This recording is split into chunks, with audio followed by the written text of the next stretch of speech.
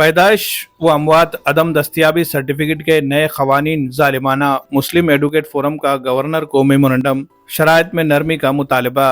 अवाम बिलखुसूस गरीब और नाख्वानदा ख़ानदान शदीद मुश्किलात का शिकार। हल्फनामे की बुनियाद पर सर्टिफिकेट जारी करने की अपील। मुस्लिम एडवोकेट फोरम नांदेड़ ने हुकूमत महाराष्ट्र की जानिब से पैदाइश व अमवात अदम दस्तियाबी सर्टिफिकेट नॉन अवेलेबिलिटी सर्टिफिकेट के हुसूल के लिए जारी करदा नए खवानीन को अवाम के लिए बाइस ज़हमत और गैर मुनसिफाना करार देते हुए इनमें फौरी नरमी का मुतालबा किया है। फोरम ने जिला कलेक्टर के जरिए गवर्नर महाराष्ट्र को एक तफसीली मेमोरेंडम पेश किया है, जिसमें इन खवानीन को लचकदार बनाने और अवाम की मुश्किलात को दूर करने की पुरजोर अपील की गई है। तफसीलात के मुताबिक हुकूमत महाराष्ट्र ने 21 जनवरी 2025 और 12 मार्च 2025 को 2 सर्कुलर जारी किए, जो पैदाइश व अमवात रजिस्ट्रेशन एक्ट 1969 की दफ़ा 17 और रजिस्ट्रेशन क़वायद 2000 के बाकायदा 13/3 पर मबनी है। इन सर्कुलर के तहत अदम दस्तियाबी सर्टिफिकेट हासिल करने के लिए इंतहाई सख्त शराइत और नाकाबिल अमल दस्तावेजी सबूतों की फहरिस्त लाजमी करार दी गई है।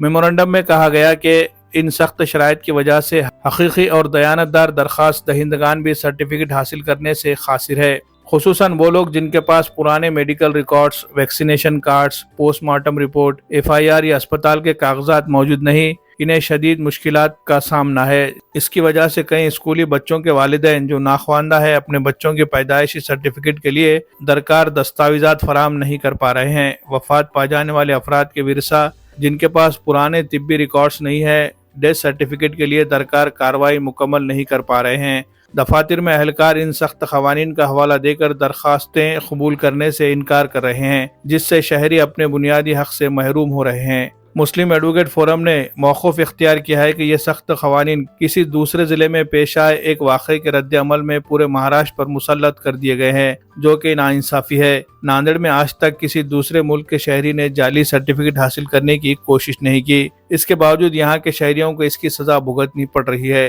फोरम ने गवर्नर से पुरजोर दरख्वास्त की है कि 21 जनवरी और 12 मार्च 2025 के सर्कुलर में लचकदार पॉलिसी अपनाई जाए, अवाम पर आयद करदा सख्त शराइत को आसान बनाया जाए। जो दस्तावेजात दरख्वास्त दहिंदा फराम नहीं कर सकता, इनके बदले एक मुसद्दिक़ा हल्फनामा एफिडेविट कबूल किया जाए। इन तब्दीलियों पर मबनी एक नया बेहतर सर्कुलर फौरी तौर पर जारी किया जाए ताकि अवाम की परेशानियों का इजाला हो सके। इस मेमोरेंडम पर मुस्लिम एडवोकेट फोरम के सरपरस्त एडवोकेट MZ सिद्दीकी, सदर एडवोकेट अय्यूबुद्दीन जागीरदार समेत दीगर तमाम ओहदेदारान व अराकीन के दस्तखत मौजूद है। Bureau report, MCN Urdu news. औज़ुबिल्लाहि मिनश शैतानिर रजीम, बिस्मिल्लाहिर्रहमानिर्रहीम। मी ॲडव्होकेट अय्यूबुद्दीन जागीरदार, अध्यक्ष मुस्लिम ॲडव्होकेट फोरम नांदेड।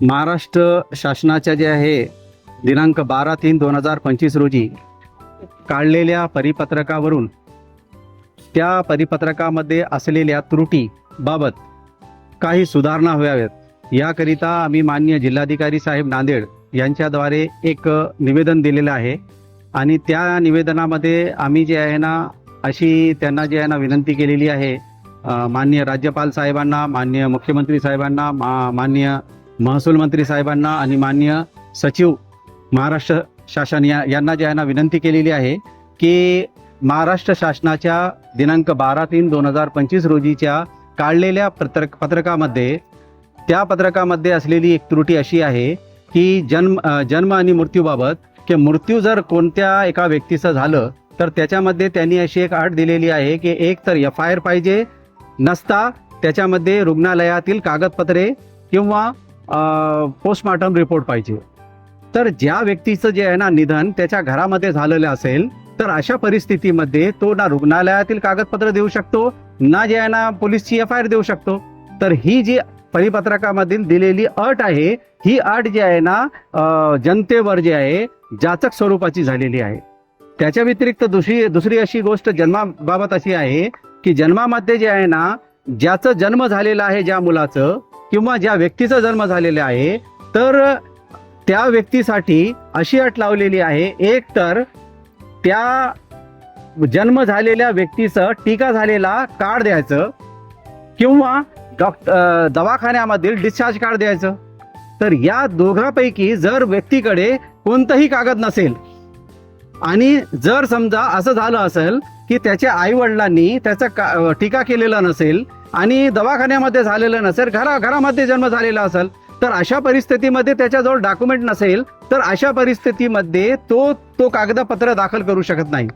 तर यामुळे महाराष्ट्र शासनाने ही जी अट लावलेली आहे, ही सुद्धा ही जाचक स्वरूपाची जन्माची अट आहे. अंगणवाडीच आणि अंगणवाडीसाठी जे आहे ना, अंगणवाडीची जी आहे ना सेविका आहे, तिच्याकडून लिहून घ्यायचं. ही सुद्धा अट जी आहे ना, तीही जे आहे ना जाचक स्वरूपाची आहे.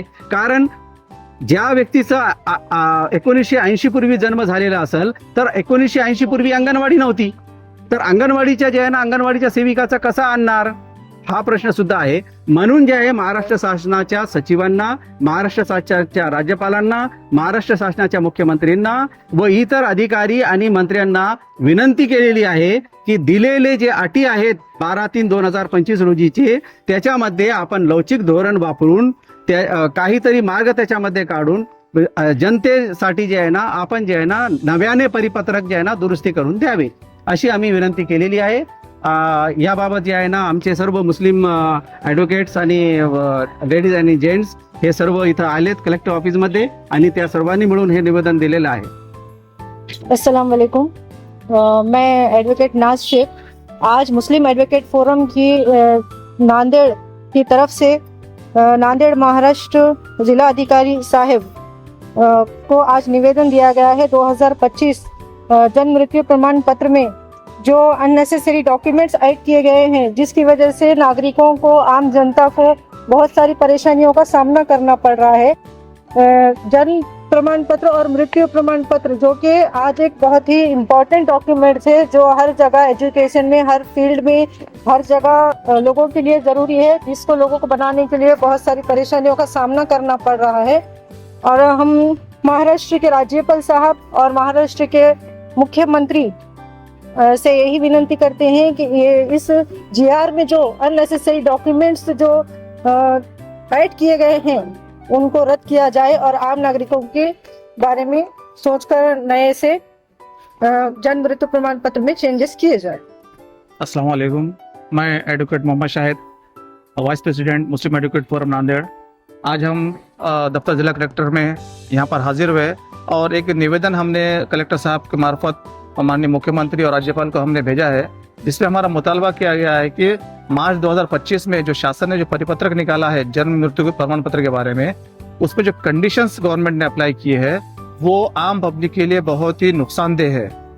इसमें सबसे बड़ी वजह यह है कि कुछ डॉक्यूमेंट्स ऐसे हैं जो आम नागरिक वो डॉक्यूमेंट यहाँ पे पब्लिक को उपलब्ध नहीं हो सकते हैं. जैसा कि अगर हम बर्थ सर्टिफिकेट के लिए कहेंगे तो जो तहसील ऑफिस में जो यादी लगाई गई है, वो यादी में एक 25-30 डॉक्यूमेंट की यादी लगाई गई है, जबकि होना तो ये चाहिए कि सिर्फ उसके अंदर 7 से 8 डॉक्यूमेंट्स इंपॉर्टेंट है.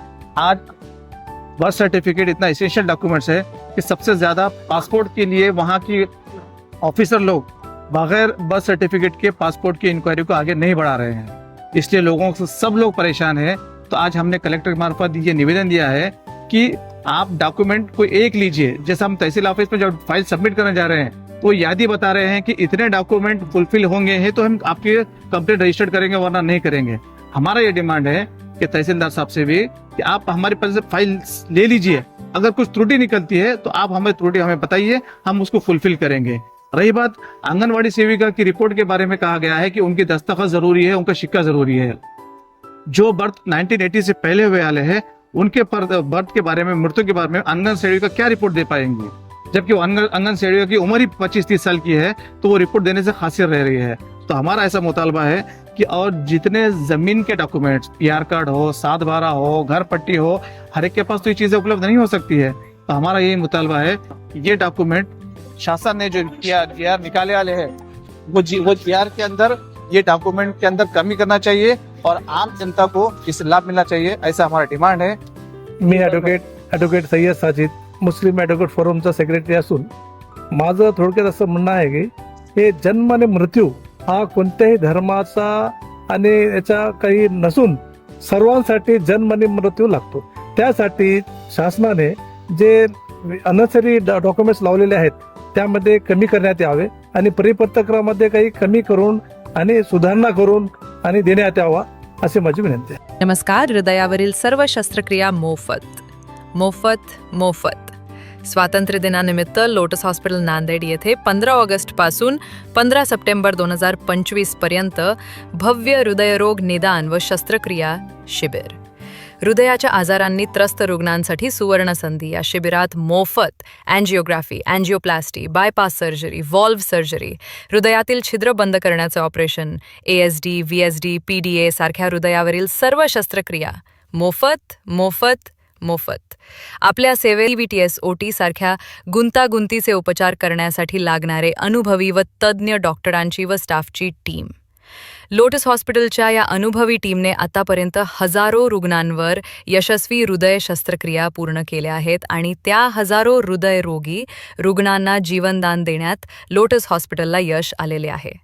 शासकीय व निमशासकीय सर्व योजना लोटस हॉस्पिटल येथे उपलब्ध आहेत.